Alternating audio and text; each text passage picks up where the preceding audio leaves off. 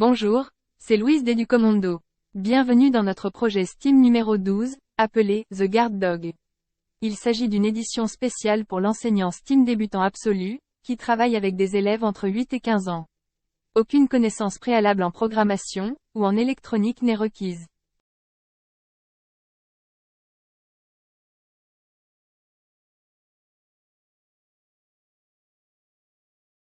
Nous appelons ce niveau, le niveau explorateur. L'objectif du projet d'aujourd'hui est de découvrir un nouveau composant, le capteur infrarouge passif.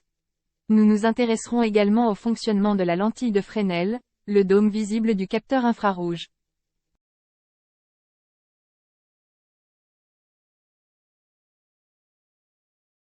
Nous allons exercer le buzzer, la LED et répéter les commandes if-else.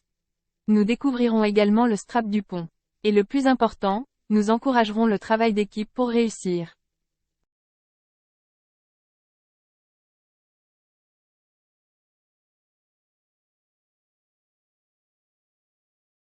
Dans cette leçon, nous allons travailler avec un capteur PIR. PIR signifie infrarouge passif ou infrarouge pyroélectrique. C'est l'un des capteurs les plus couramment utilisés pour allumer automatiquement les lumières ou déclencher une alarme.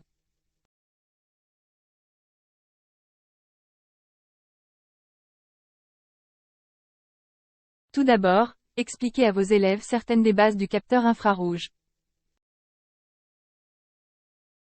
C'est passif. Cela signifie que le capteur n'a besoin d'aucun signal ou traitement interne. Il réagit à un déclencheur extérieur. C'est pyroélectrique. Cela signifie que le capteur est sensible à la chaleur. Et la chaleur est la même que le rayonnement infrarouge. Pyro vient du mot grec pyro, qui signifie feu.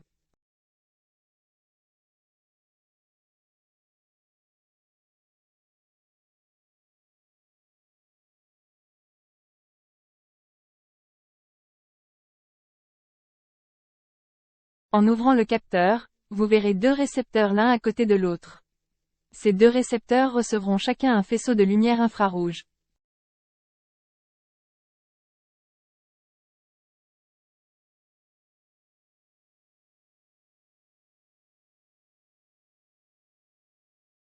Parce que nous mesurons le mouvement d'un corps dissipateur de chaleur, il y aura une différence de temps entre la lumière infrarouge frappant le premier capteur, puis le second.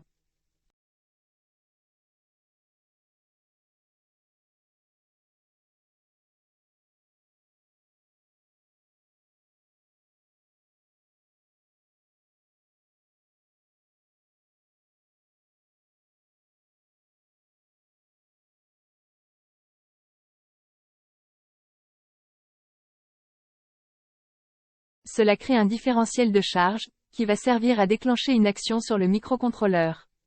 Par exemple, définir une broche numérique sur AI. Et à son tour, cela déclenchera une alarme ou fera clignoter une LED.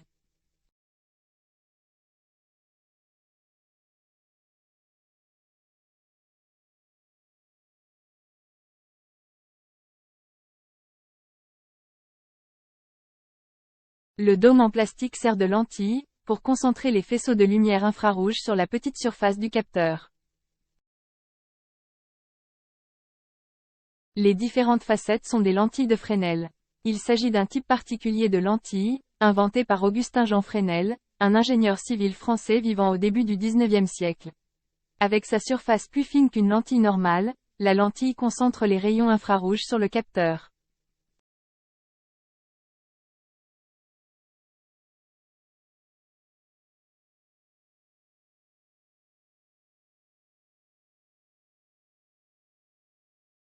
Distribuons les composants à vos élèves.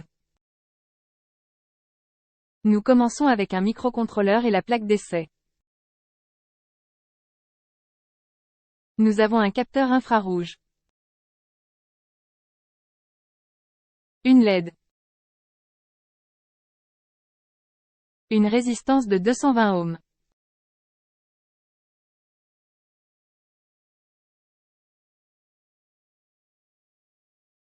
Un buzzer actif. Deux straps blancs. Un strap noir. Quelques straps préformés. Un strap Dupont, avec des terminaisons mâles et femelles. Et n'oublions pas le plus important, le chien en carton.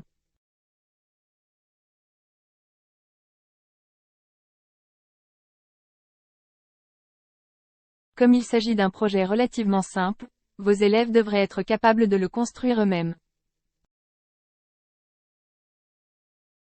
Tout d'abord, nous installons la LED. La jambe négative est reliée au rail négatif de la plaque d'essai, en utilisant un petit strap préformé. La jambe longue est connectée via la résistance de 220 ohms à l'une des broches numériques. Pour notre projet, nous utilisons la broche numéro 10.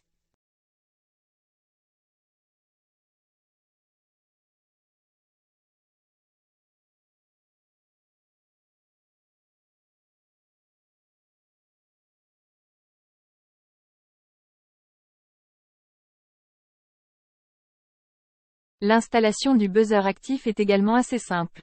La jambe positive est connectée à la broche numérique numéro 8. Et la broche négative est connectée au rail de masse de la plaque d'essai.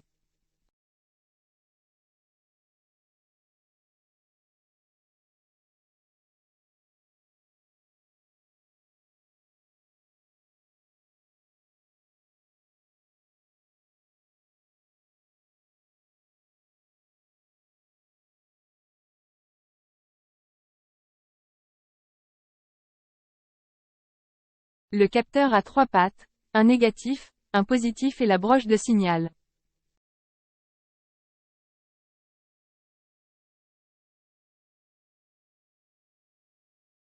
Pour ce projet, nous utilisons un câble spécial appelé strap Dupont. Ce câble coloré combine 10 fils.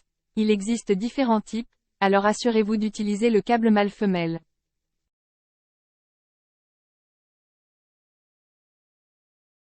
Nous connectons le fil rouge à la broche positive et le relions à la broche 5 volts de l'Arduino. Le strap marron est relié à la terre.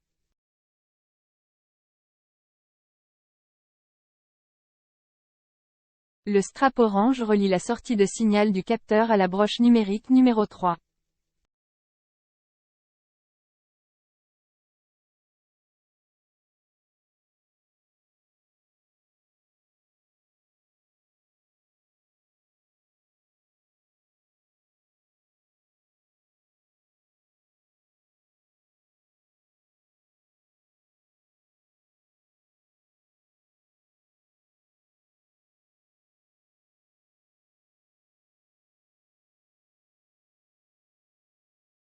Nous connectons le strap noir au sol.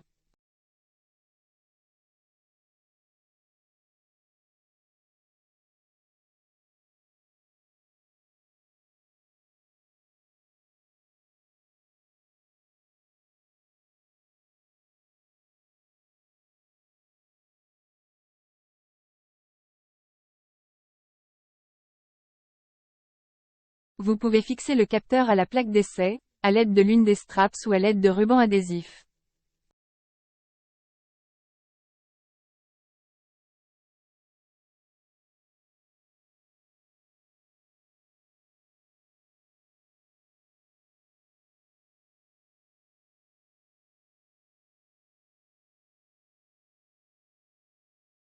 Demandez à vos élèves de connecter le microcontrôleur à leurs ordinateurs, et laissez-les ouvrir l'environnement de développement intégré Arduino. En haut, ils doivent créer un nouveau croquis appelé « Projet 12 », le chien de garde.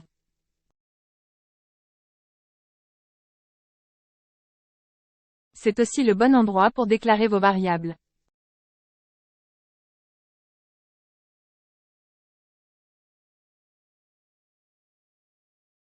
Comme nous avons utilisé 3 broches numériques, nous allons les déclarer une par une. Le premier est la broche attachée au capteur. Nous appelons cela « Pire-pain égale 3 ».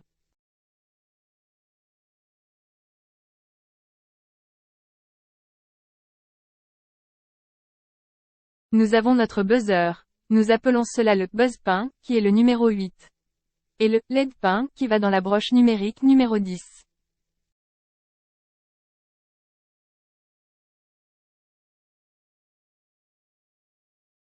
on peut déjà déclarer un temps de retard, et on le fixe à 500 millisecondes.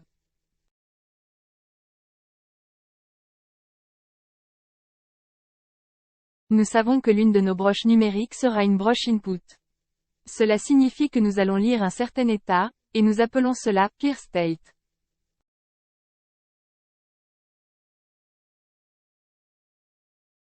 Passons à la zone de configuration, où nous allons activer les broches en utilisant une série de pins mode. Le pin mode du state pin est un input. Le buzz pin est une sortie. Et le dernier, le LED pin, est aussi une sortie.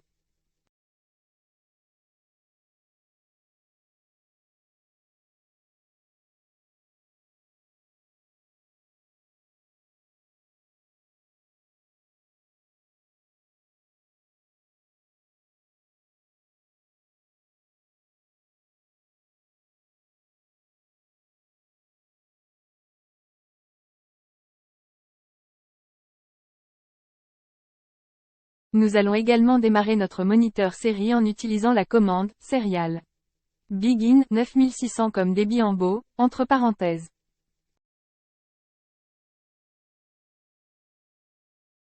Dans la section boucle, nous allons d'abord définir le peer state, qui sera un digital read de notre peer pin.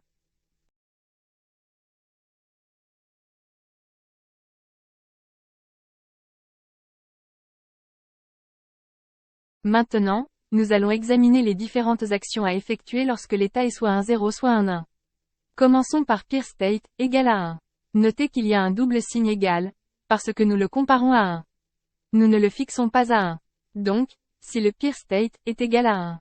Que faisons-nous entre les accolades? Nous allons avoir un digital write.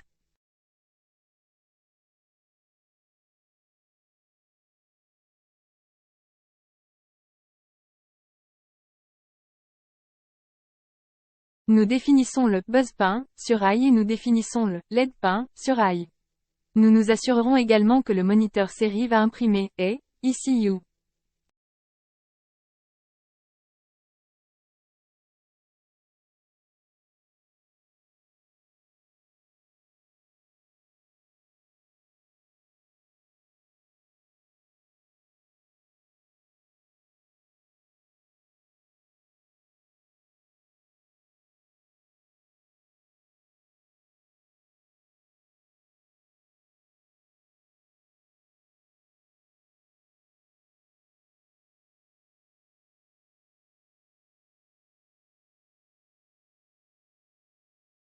Et nous pouvons mettre un délai ici.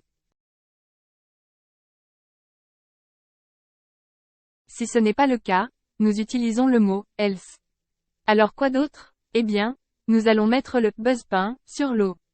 Nous allons mettre le LED pin sur l'eau, et le moniteur série va imprimer all clear. Nous pouvons également terminer ici avec un délai.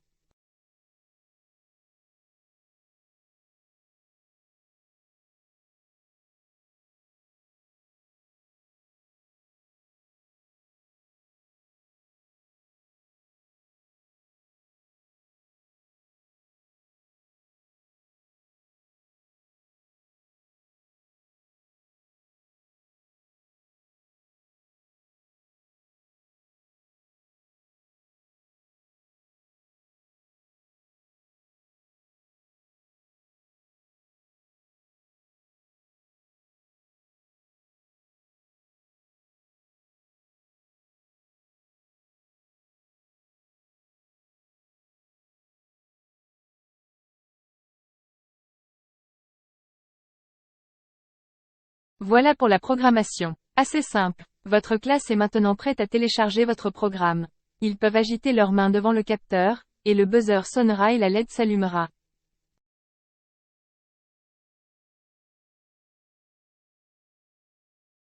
Le texte sur le moniteur série passera de All Clear à ECU. Si cela ne fonctionne pas avec certains groupes, dites-leur de ne pas paniquer. Le suivi, et la correction des erreurs, est l'une des compétences les plus importantes en programmation. Encouragez-les à faire une recherche logique des pannes en posant les questions suivantes. Quel était le message d'erreur du microcontrôleur?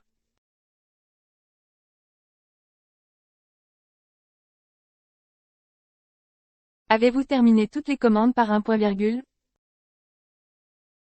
Avez-vous correctement orthographié toutes les commandes? As-tu mis les fils dans les bonnes broches? Avez-vous déclaré les bons numéros de broche en tant que variable? Toutes les connexions sur la plaque d'essai sont-elles fermes? Ou peut-être que certains composants sont cassés?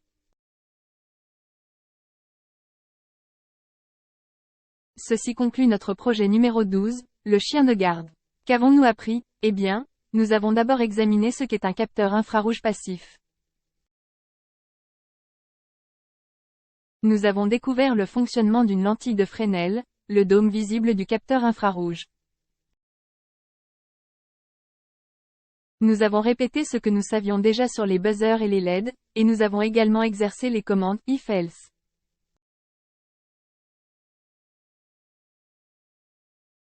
Vos élèves savent maintenant ce qu'est un strap Dupont. Et le plus important, ils ont travaillé en équipe et ont réussi.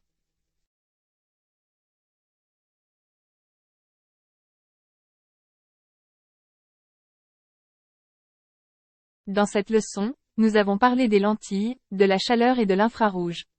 Voici quelques idées de devoirs. Découvrez 5 situations où les lentilles de Fresnel sont utilisées quotidiennement.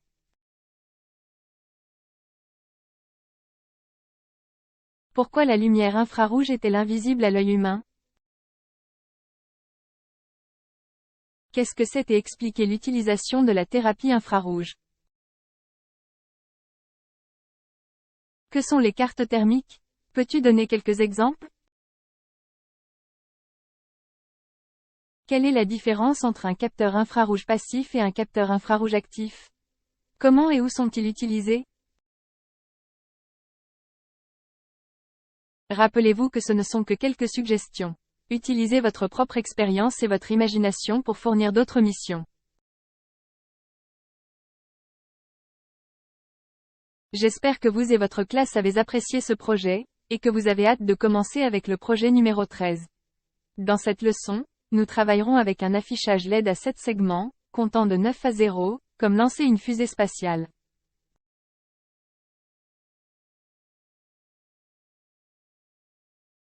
Au revoir pour le moment.